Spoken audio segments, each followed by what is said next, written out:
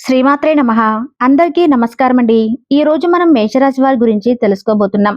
మేషరాశి వారి ఇంట్లో ఆమె తిరుగుతుంది. ఆమె ఎవరు? ఎందుకు తిరుగుతుంది? మీకు జరగబోయేది ఇదే. వింటే మీ కాళ్ళు చేతులు వణికిపోతాయి.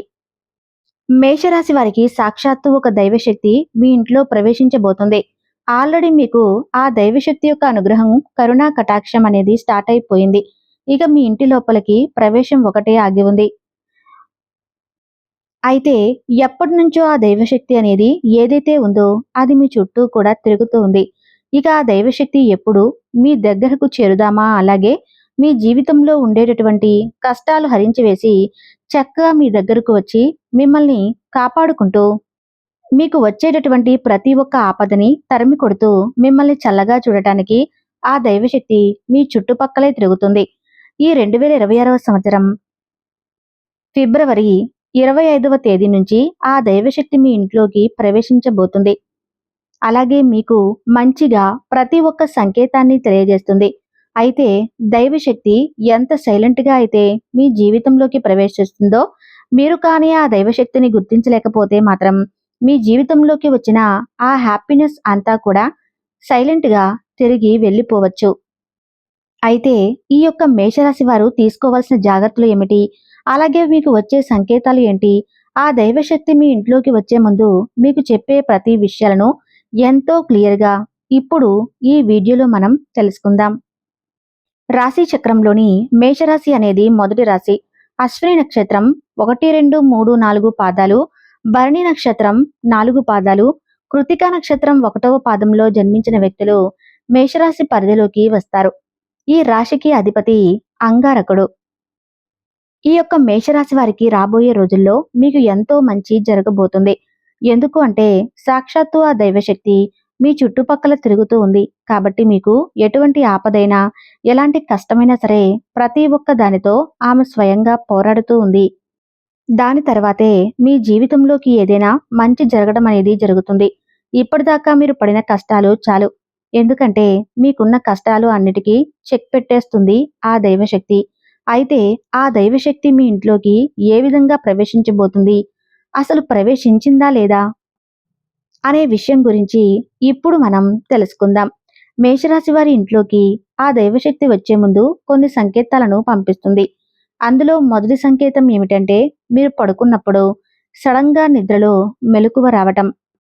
మీకు నిద్రలో మెలకువ ఎప్పుడైతే వస్తుందో అది కూడా బ్రహ్మ ముహూర్తంలోనే మీకు ఎక్కువగా మెలకువ అనేది వస్తుంది. అంటే ఉదయం 3 గంటల నుంచి 5 గంటల లోపు సమయాన్ని బ్రహ్మ ముహూర్తం అని అంటారు. అంటే తెల్లవారుజామున మీకు తెలియకుండానే బ్రహ్మ ముహూర్తంలో మెలకువ అనేది వస్తుంది. ఇక దానికి తోడు మీరు ఎక్కువగా చెడు మాటలు మాట్లాడటం, వేరే వారి గురించి చెడుగా మాట్లాడటం, అలాగే వేరే వాళ్ళు ఎవరైనా చెడుగా మాట్లాడుతున్నా, అలాగే అన్యాయం జరుగుతున్నా కూడా మీరు వాటిని అస్సలు సహించరు. మీకు కోపం వస్తుంది. కోపం అంటే మీకు వచ్చే విపరీతమైన కోపం కాదు. ఎందుకు ఈ మనుషులు ఈ విధంగా మాట్లాడుతున్నారు? దీనికి ఇంతగా మాట్లాడాల్సిన అవసరమైతే లేదు కదా! అనే భావన మీకు తప్పనిసరిగా కలుగుతుంది. అయితే మీరు ఎక్కువ శాతం ఒంటరిగా ఉండటానికి ఇష్టపడుతూ ఉంటారు. ఇక రెండవ సంకేతం ఏమిటంటే, మీ మనసు ఒక్కసారిగా ఆధ్యాత్మికత వైపు మళ్ళుతుంది. అంటే మీ యొక్క మనసు అలాగే మైండ్ రెండూ కూడా ఎక్కువ శాతం దేవుడి వైపే ఉంటుంది. మీరు ఎక్కువగా గుడికి వెళ్ళడానికి, పూజలు చేయటానికి, అలాగే దేవుడి దగ్గర ఉంటే చాలు, నాకు ఎంతో ప్రశాంతత కలుగుతుంది అనే భావన మీ మనసులో వస్తూ ఉంటుంది.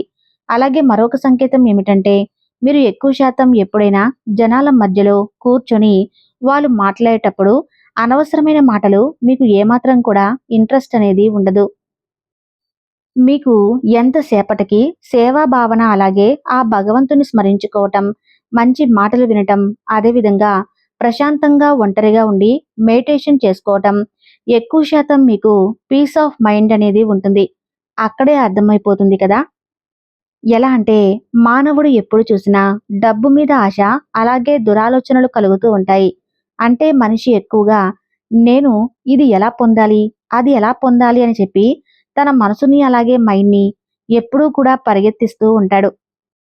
కానీ ఎప్పుడైతే వీటన్నిటిని మోహం అంటే ఇంట్రెస్ట్ అనేది తీరిపోతుందో అప్పుడు మంచి రూపంలో నడుస్తాడు. ఇక ఆ సమయంలో మనిషికి ఇవన్నీ కూడా ఎక్కువగా చేరువవుతూ ఉంటాయి. కాబట్టి ఈ సంకేతాలన్నీ మీకు చాలా ఈజీగా తెలుస్తూ ఉంటాయి.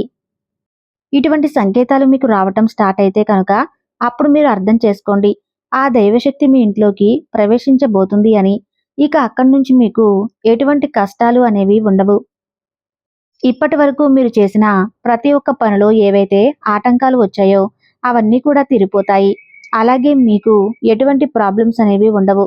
అది మీ కుటుంబం పరంగా కావచ్చు, అంటే మీ ఇంట్లో మీ తల్లిదండ్రులు కావచ్చు, మీ జీవిత భాగస్వామి కావచ్చు, వాళ్ళతో కూడా మీ యొక్క సంబంధాలు మంచిగా మెరుగుపడతాయి.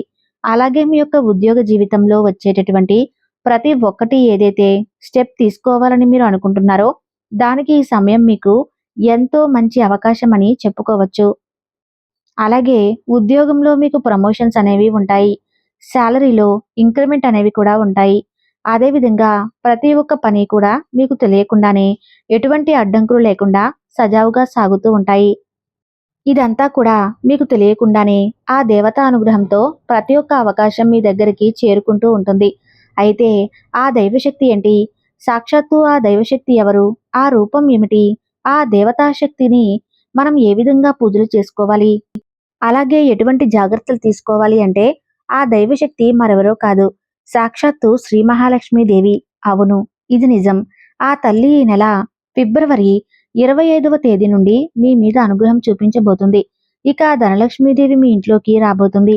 ఆ లక్ష్మీదేవి మీ ఇంట్లోకి వస్తే కనుక మీకు ఎలాంటి కష్టాలు, బాధలు అనేవి ఉండవు. అలాగే ఆర్థిక పరంగా మీకు డబ్బుకు సంబంధించి ఎటువంటి లోటు అనేది ఉండదు. అయితే ఆ లక్ష్మీదేవి అమ్మవారు మీ ఇంట్లో ఎటువంటి స్థానంలో నివాసం ఉంటారు అని అంటే మీ ఇంటి గుమ్మం ముందు, అంటే మీ ఇంటికి ఎంటర్ అయ్యే ప్లేస్ని బ్రహ్మస్థానం అని అంటారు. ఇక ఆ బ్రహ్మస్థానంలోనే అమ్మవారు నిలిచి ఉంటారు. అయితే ఆ బ్రహ్మస్థానాన్ని మీరు ఎప్పుడూ కూడా ఎంతో చక్కగా శుభ్రంగా ఉంచుకోవాలి. అక్కడ ఎటువంటి చెత్త చెదారం, డస్ట్‌బిన్ లాంటివి, అలాగే చెప్పులు కూడా అస్సలు పెట్టుకోకూడదు. అలా గుమ్మం ముందు చెత్త చెదారం, చెప్పులు ఉంటే కనుక ఆ లక్ష్మీ అమ్మవారు తిరిగి వెళ్ళిపోయేటటువంటి అవకాశం కూడా ఉంటుంది. కాబట్టి ఇవన్నీ లేకుండా మీరు ఆ బ్రహ్మస్థానాన్ని ఎంతో పరిశుభ్రంగా ఉంచుకోండి. నిత్యం అక్కడ పసుపు, కుంకుమలతో మీ గుమ్మాన్ని అలంకరించుకోండి. అలాగే అమ్మవారిని ఆహ్వానిస్తూ గుమ్మం దగ్గర దీపాలను వెలిగించండి. ధూపం వేయండి. మీకు కుదిరితే ఆ స్థానంలో తులసి చెట్టును పెట్టి పూజించండి.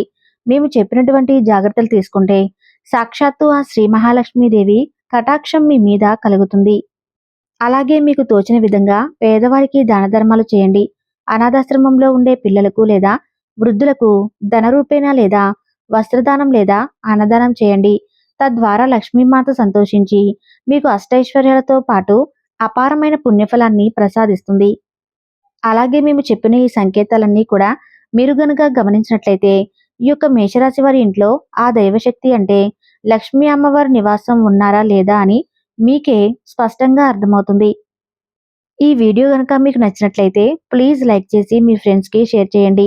అలాగే మా కొత్త వీడియోస్ మీకు వెంటనే చేరాలంటే మా ఛానల్ని సబ్స్క్రైబ్ చేసుకుని పక్కనే ఉన్నటువంటి బెల్ ఐకాన్ను ప్రెస్ చేయండి. ధన్యవాదాలు.